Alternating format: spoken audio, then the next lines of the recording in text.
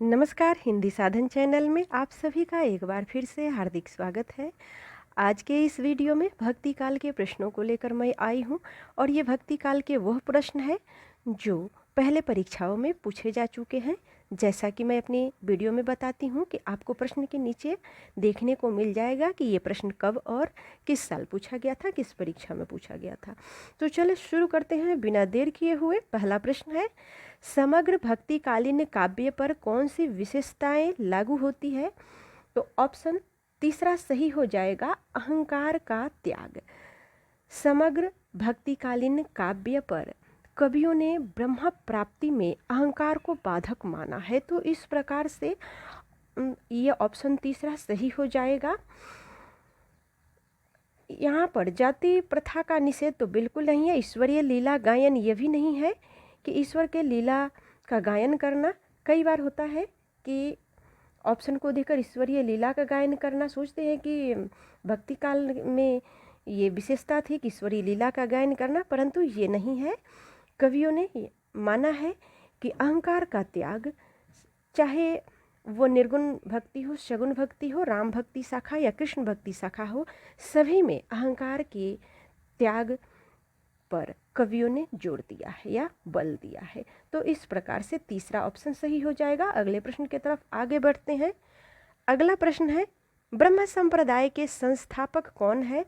तो ब्रह्म संप्रदाय के जो संस्थापक हैं वे श्री माधवाचार्य हैं। ऑप्शन तीसरा सही हो जाएगा, माधवाचार्य। ब्रह्म संप्रदाय को ही द्वैतवाद के नाम से भी जाना जाता है और द्वैतवाद इस पे चर्चा करेंगे कि थोड़ा सा समझते हैं। ब्रह्म संप्रदाय द्वैतवाद के संस्थापक श्री माधवाचार्य जी, इनके दार्शनिक मत का नाम द्वैतवाद है, इसे याद रखना है। और इनका जो संप्रदाय है वह ब्रह्म संप्रदाय है। तो द्वैतवाद इनका दार्शनिक मत है और द्वैतवाद सिद्धांत में विष्णु और लक्ष्मी की उपासना को माना गया है। तो इस प्रकार से हम प्रश्नों के साथ साथ जहाँ पर कन्फ्यूज़न होगा उसे भी दूर करते चलेंगे।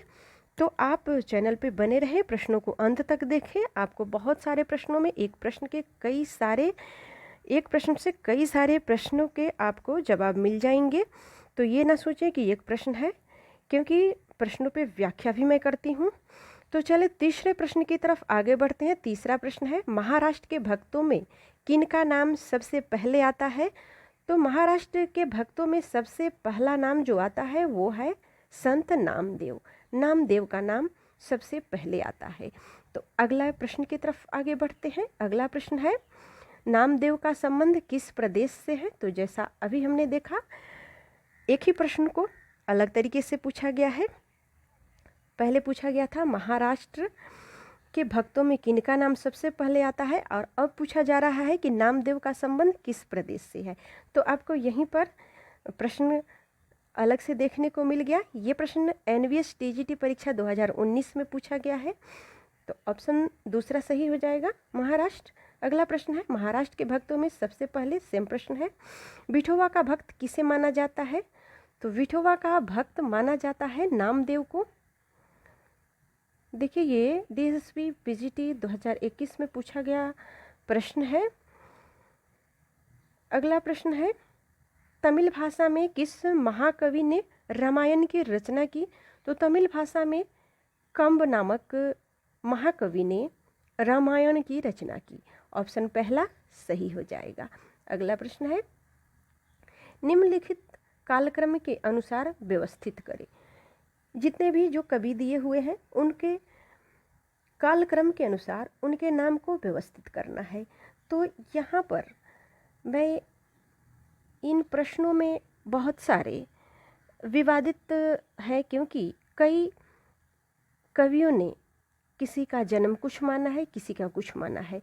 तो इस प्रकार से इस प्रश्न को आयोग ने विवादित, और इस प्रश्न को आयोग ने नहीं स्वीकार किया था। तो देखिए, सूरदास का जो समय है वो है, सूरदास का समय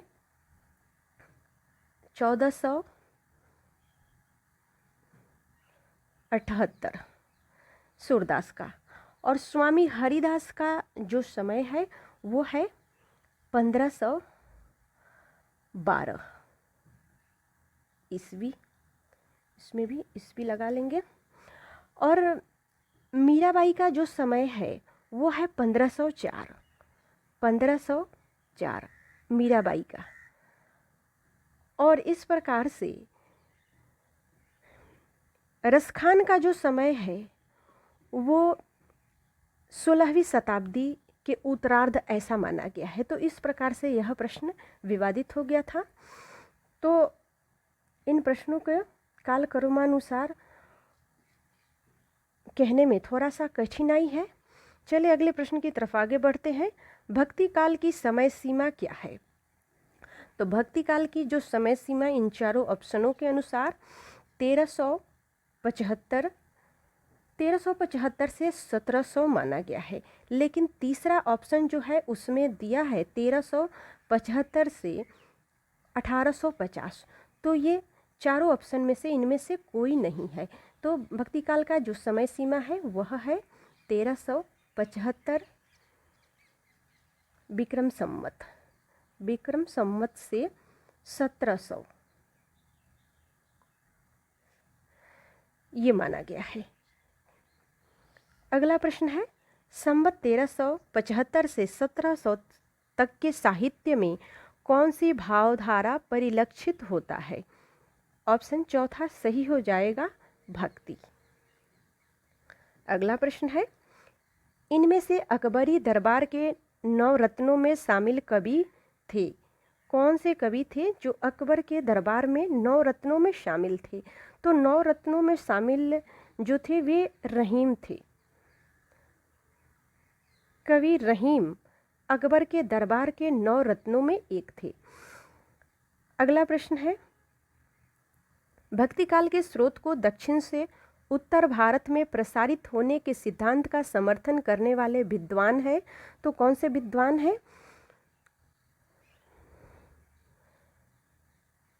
समर्थन करने वाले, अब क्वेश्चन को अच्छे से पढ़ना है। आचार्य रामचंद्र शुक्ल, इन्होंने माना है कि भक्ति दक्षिण भारत से ही उत्तर भारत में आई। तो मानने वाले जो विद्वान हैं उनमें है आचार्य रामचंद्र शुक्ल। तो इस प्रकार से प्रश्न को अच्छे से पढ़ना है। अगला प्रश्न है, हिंदी का भक्ति काल बाहरी आक्रमण की प्रतिक्रिया है, यह कथन निम्नलिखित में से किस विद्वान का है? तो यह कथन आचार्य रामचंद्र शुक्ल का है। ऑप्शन तीसरा सही हो जाएगा। शुक्ल जी ने ऐसा कहा है कि भक्ति कालीन बाहरी आक्रमण की प्रतिक्रिया है। इन्होंने कहा था कि हिंदू के सामने ही उनके देव मंदिर और उनके पूज्य पुरुषों का अपमान होता था, तो वे थक हार कर करते भी क्या, ऐसा इन्होंने कहा था। अगला प्रश्न है, रामानुजाचार्य ने किस दर्शन का प्रतिपादन किया? तो रामानुजाचार्य ने जिस दर्शन का प्रतिपादन किया है वो है विशिष्टता द्वैतवाद। ऑप्शन तीसरा सही हो जाएगा। अगला प्रश्न है, विशिष्टता द्वैतवाद के प्रतिपादक कौन थे? ऑप्शन दूसरा सही हो जाएगा, रामानुजाचार्य। अगला प्रश्न है, दक्षिण के अलवार संत किस शाखा से संबंधित माने जाते हैं? तो देखिए यहाँ पर जो प्रश्न दिया है कि दक्षिण भारत के जो अलवार संत थे, तो अलवार जो थे वे कृष्ण और राम दोनों की आराधना को अपना विषय बनाए थे। तो यहाँ पर ऑप्शन दोनों सही होगा। कृष्ण भक्ति और राम भक्ति दोनों को उन्होंने अपना राम भक्ति शाखा और कृष्ण भक्ति शाखा। अलवार भक्तों की संख्या कितनी मानी जाती है? तो अलवार भक्तों की संख्या 12 मानी जाती है। ऑप्शन तीसरा सही हो जाएगा।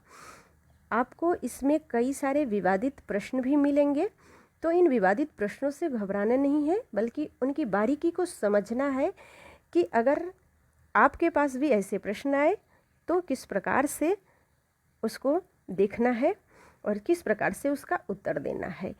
अगर ऐसा प्रश्न होता है जो बहुत ज़्यादा विवादित होता है तो आयोग उसके लिए खुद ही उसको स्वीकार करती है और उसके लिए कोई हल निकालती है। तो इसमें ज़्यादा परेशान होने की बात बिल्कुल नहीं है। चले अगले प्रश्न की तरफ आगे बढ़ते हैं। अगला प्रश्न है, अलवार भक्त किसको कहा जाता है? तो अलवार भक्त कहा जाता है वैष्णवों को। ऑप्शन पहला सही हो जाएगा। अगला प्रश्न है, अलवार भक्तों की संख्या है? तो अलवार भक्तों की संख्या 12 है। अगला प्रश्न है, मदनाष्टक इनमें से किसकी रचना है? तो मदनाष्टक इनमें से रहीमदास की रचना है। रहीमदास ऑप्शन चौथा सही हो जाएगा। अगला प्रश्न है, रामानंद डैश के शिष्य परंपरा में आते हैं? तो यहाँ पर ऑप्शन तीसरा सही हो जाएगा, रामानुजाचार्य। रामानुजाचार्य के शिष्य परंपरा में रामानंद की शिष्य परंपरा में रामानुजाचार्य आते हैं। ऑप्शन तीसरा सही हो जाएगा। अगला प्रश्न है, भक्ति का आरंभ कहाँ से हुआ?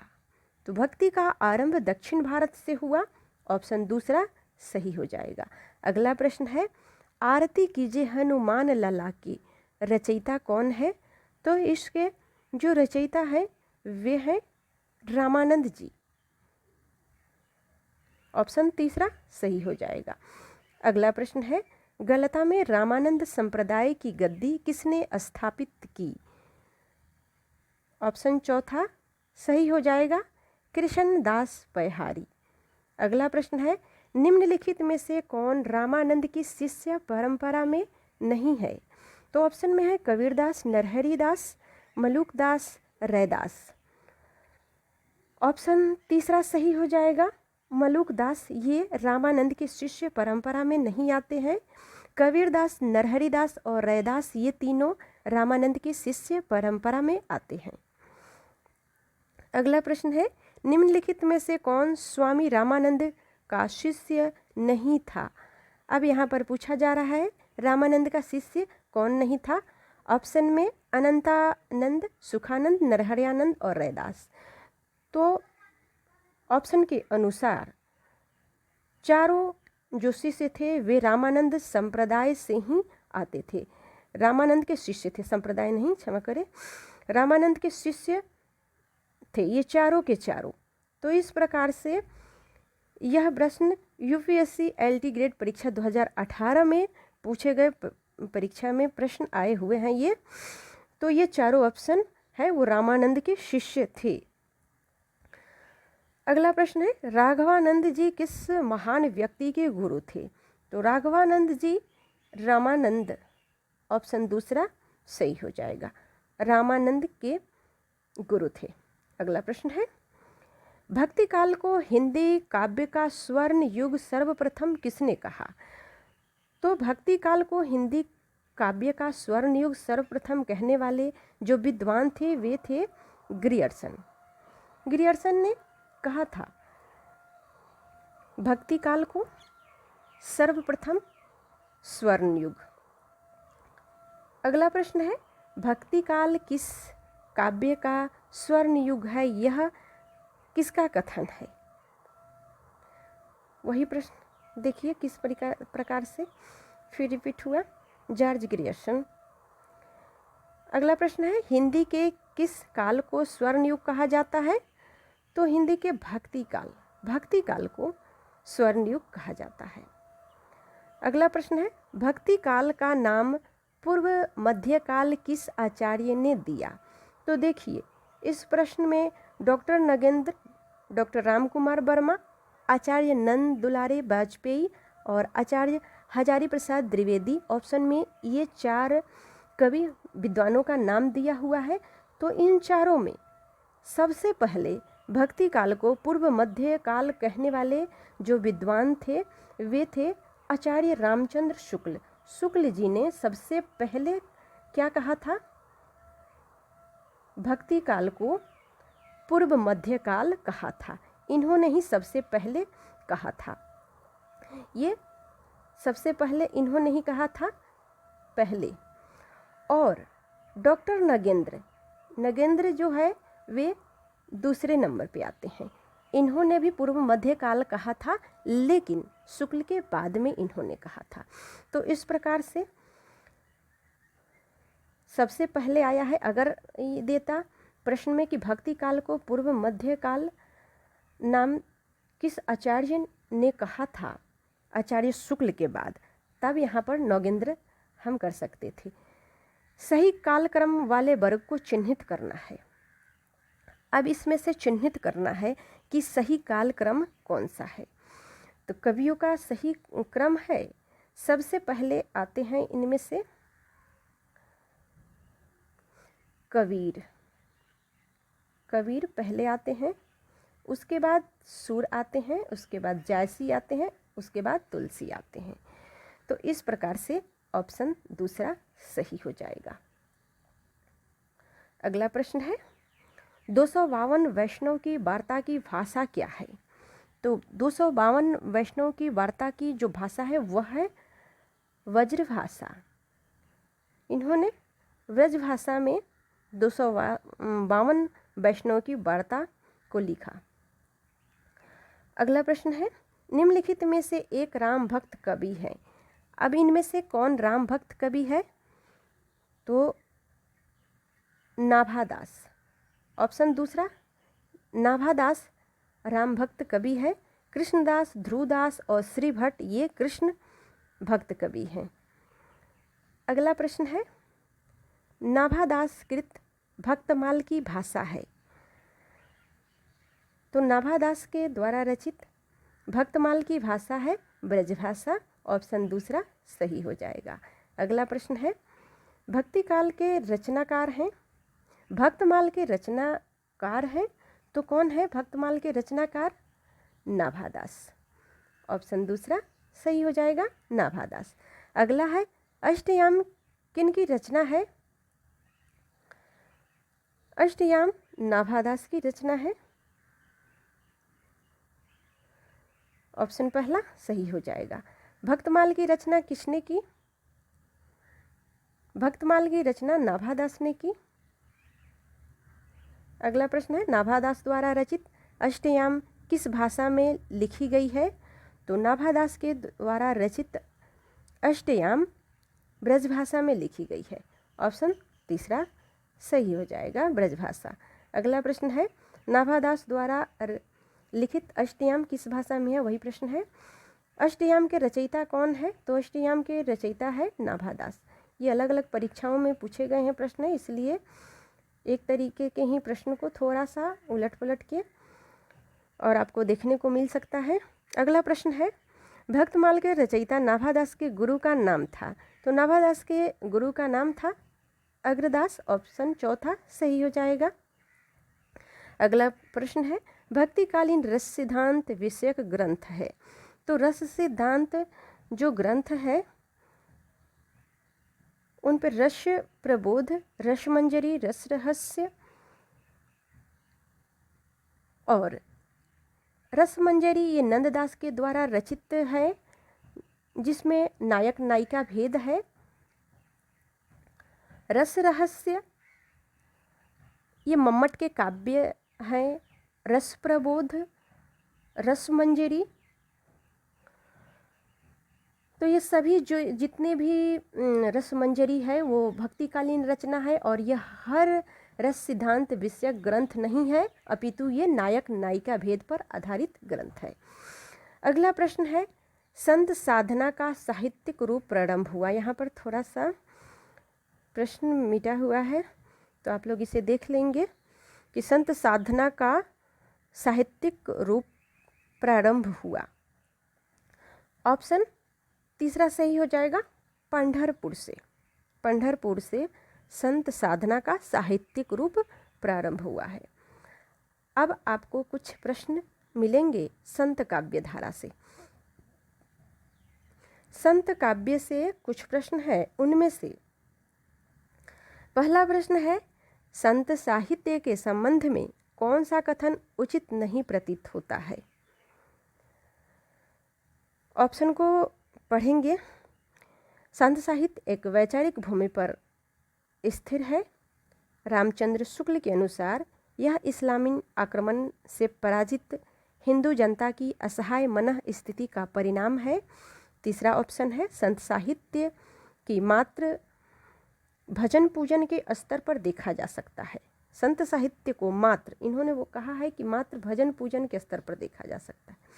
और चौथा ऑप्शन है हजारी प्रसाद द्विवेदी के अनुसार संत साहित्य या भक्ति आंदोलन भारतीय चिंताधारा का स्वाभाविक विकास है। तो इस प्रकार से इन प्रश्नों में ऑप्शन तीसरा सही हो जाएगा। प्रश्नों को अच्छे से पढ़ना है, क्योंकि यहाँ पर आप देख सकते हैं कि कौन सा कथन उचित नहीं है। इस नहीं को अच्छे से पढ़ना है। कई बार हम इस नहीं को पढ़ने ठीक से नहीं पढ़ पाते हैं, जिसके कारण से प्रश्न को जानते हुए भी गलत कर देते हैं। तो प्रश्नों को अच्छे से पढ़ना है। तो इसमें तीसरा ऑप्शन सही हो जाएगा कि संत साहित्य को मात्र भजन पूजन के स्तर पर देखा जा सकता है, ऐसा नहीं है। अगला प्रश्न है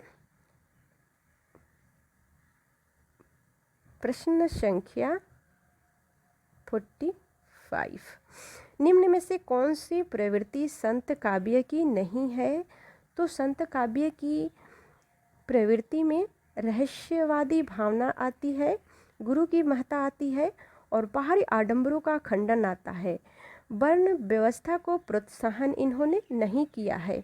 तो इस प्रकार से ऑप्शन दूसरा सही हो जाएगा। यहाँ पर भी आप देखिए कि कौन सी संत की प्रवृत्ति नहीं है।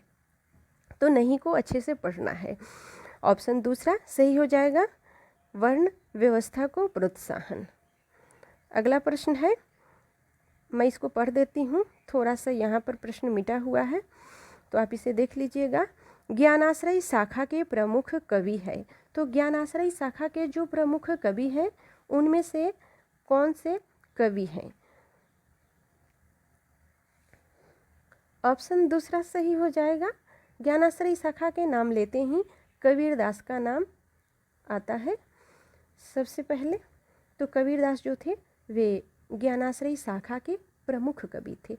तो प्रमुख कवि के बारे में पूछा जा रहा है। अगला प्रश्न है, इनमें से ज्ञानाश्रयी शाखा के कवि नहीं है। अब देखिए यहाँ पे प्रश्न आ गया, कौन से कवि जो हैं वो ज्ञानाश्रयी शाखा के नहीं है। तो ज्ञानाश्रयी शाखा के जो कवि नहीं है उनमें अग्रदास, ऑप्शन दूसरा सही हो जाएगा। अन्य तीन ऑप्शन जो है धर्मदास, दादू दयाल और कबीरदास, ये ज्ञानाश्रयी शाखा से संबंधित कवि हैं। अगला प्रश्न है, इनमें ज्ञानाश्रयी शाखा के संत कवि नहीं है।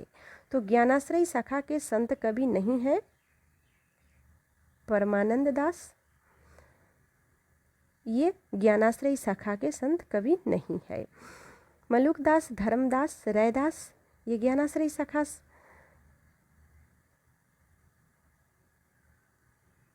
अगला प्रश्न है, ज्ञानाश्रयी शाखा के प्रमुख संत कवि का क्या नाम है? तो ज्ञानाश्रयी शाखा के प्रमुख जो संत कवि थे वे कबीरदास जी हैं।